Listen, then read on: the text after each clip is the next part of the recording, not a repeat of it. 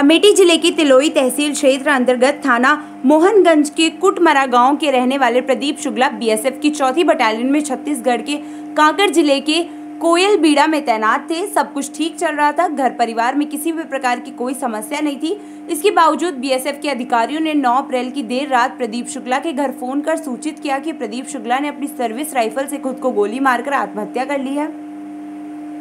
यह सुनते ही घर में कोहराम मच गया। घर वालों को उनकी मौत की खबर पर यकीन नहीं हो रहा था। घर वालों का कहना है कि उसे किसी प्रकार की कोई परेशानी नहीं थी। अभी वह घर भी आए थे। 31 दिसंबर 2020 को वापस ड्यूटी पर गए थे।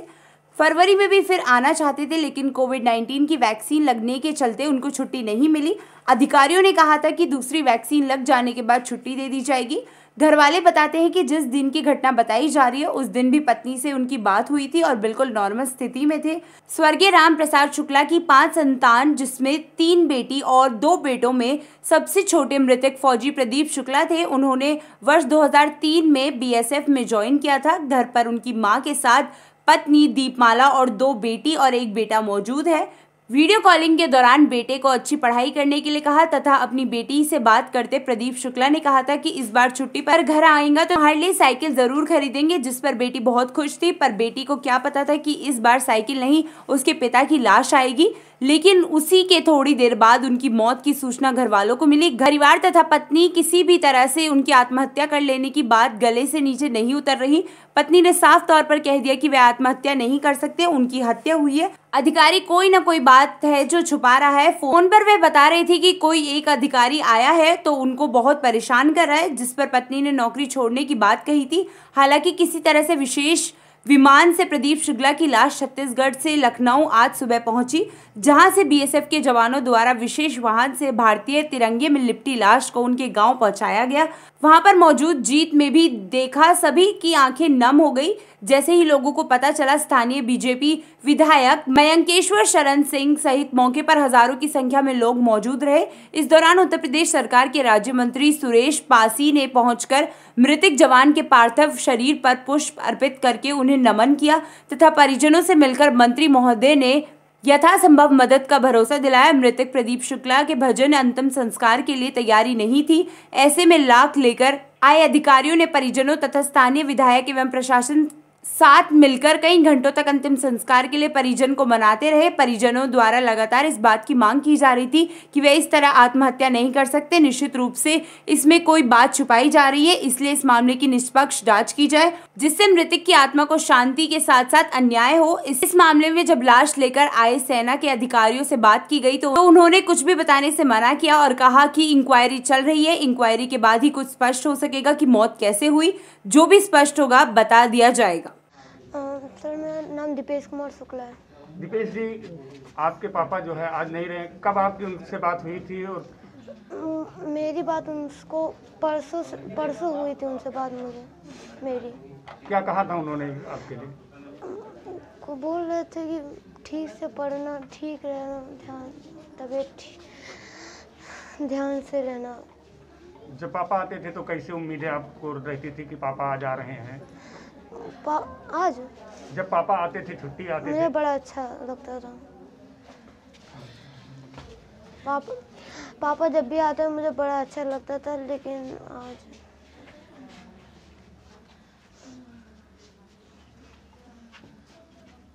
हमारा विष्णु सहस्त्र नाम थे।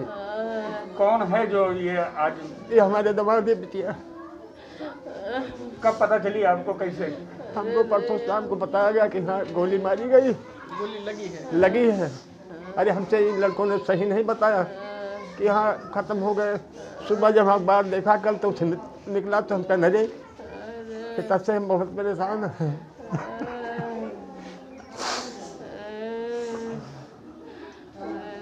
दीपमाला जी, आपके पति हैं, कैसे क्या घटना हुई, क्या जानकारी? उनके साथ हमसे कुछ, उनसे साथ जो कुछ भाव हुए हुए मुझे अपने हाथे कुछ नहीं कह सका था। वो अपने काटा था, लेकिन निकाल नहीं पावत रहे तो तना बड़ा काम कैसे कह लिया है। उनके एक अधिकारी आवा, उनके पीछे पड़ा रहा हमसे रोज का है, कहा बहुत हमें पीछे पड़ा, का करी कहा थे कैडर न करियो, नौकरी छोड़ दियो, का करते हम टी मैया। हम कहा कैसे तुम छुट्टी लेके चले आओ, कुछ कहीं खा ले। अब उनके साथ अपने हाथे कुछ नहीं की नहीं है, जो भवा हुआ कुछ भवा छुपावा जाता है, छुपावा जाता है। वो जो एक चीटी अपने हाथे काटा नहीं निकाल पावत रहे तो इतना बड़ा काम कर लिया है। यहाँ से छुट्टी वापस 31 दिसंबर का गए हैं और 14 फरवरी को उबे रहे हैं तो छुट्टी फिर कैंसिल हो गए। उनके कोरोना का टीका लाग रहा था, कहीं दूसरा टीका लागी तो छुट्टी मिली, फिर छुट्टी नहीं दी, रिजर्वेशन कराए के बाद कैंसिल कराए। लास्ट बात आपकी कब हुई थी? हमसे क्या कहा था उन्होंने? कुछ ना, हमसे बात भय है 11:30 बजे बात भय, हमसे वीडियो कॉल बात भय 11:30 से 12 बात भय, आधा घंटा तक का बात भय। हम कहा नाश्ता कियो, कहीं ना किए, हम कहा खाओ, कहीं सब्जी रोटी खावा है, हम कहा दोपहर खाना कहीं न नहीं खाए, तो हम कहा बात, कहीं कुछ नहीं। बिटियन से बात की, कहीं बिटिया उबर तुम कहे बार रो न, तुम्हें तई साइकिल लेके उबर, यही सब हंसी खुशी बात भय। इतना प्रेम से नहीं कोनो रत्ती भरे के न झगड़ा हुए न कुछ हुए, जो मुँह मांगी चीज दियत रहे हम। अरे न अब क्या कर हम। आपके कहने का मतलब ये इस तरीके से हत्या उनकी की गई है? वो कुछ हुआ भाव अपने हाथे कुछ नहीं की, हमका नहीं विश्वास है, हमका उनके ऊपर नहीं विश्वास है कि कुछ कह सकता है। हम इतने साल से उनका जानी थे, वही कुछ अपने हाथे न करिए, कुछ उनके साथ है बाबा वो छुपावा जाता है। क्या नाम है आपका और ये कहाँ पे पोस्टिंग थे, कैसे क्या घटना हुई है, पूरी घटना क्या है?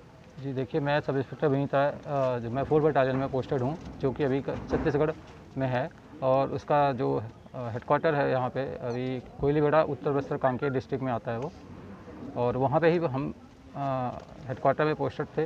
और जो ये घटना हुई है करीबन 9 तारीख को शाम को 6:45 बजे के आसपास की घटना है, और शाम का टाइम था, जो कि हमारे सेंट्रली हमारे यहाँ रोल कॉल होती है, उस दौरान सभी का पालन किया जाता है कल की अगली कार्रवाई के बताने के लिए, जो भी हमारी कल की कार्रवाई अगले दिन की कार्रवाई होती है उस दौरान। तो जो प्रदीप शुक्ला जी हैं जिसका अभी डेथ हुई है, ये उस टाइम इनकी ड्यूटी थी, फर्स्ट ड्यूटी थी होने की वजह से ये उस रोल कॉल में सम्मिलित नहीं हुए थे, और उस दौरान इन्होंने जो ये घटना हुई है घटना को अंजाम दिया। क्या लगा है सर वहाँ पर कि किस तरीके से ये घटना हुई है? देखिए सर, हम वहाँ पे प्रेजेंट नहीं थे, और घटना सर जो घटना हुई उस टाइम जो देख सकता है कोई देखा नहीं, और उस चीज़ को हम नहीं बता सकते कि कैसे हुआ। इंक्वायरी होगी उसकी, और उस इंक्वायरी के हिसाब से जो भी इंक्वायरी में निर्णय होगा वो आगे फर्दर बता दिया जाएगा। क्या लगता है कि आपके यहाँ से कुछ आर्थिक मदद परिवार को या किसी तरीके का आश्वासन? जी वो मैं आपको बताया ना सर, इंक्वायरी होगी, जो भी आर्थिक मदद होगी वो जो हमारी BSF के तौर से बाकी चीज़ें आपको आगे बता दी जाएंगी इंक्वायरी के बाद।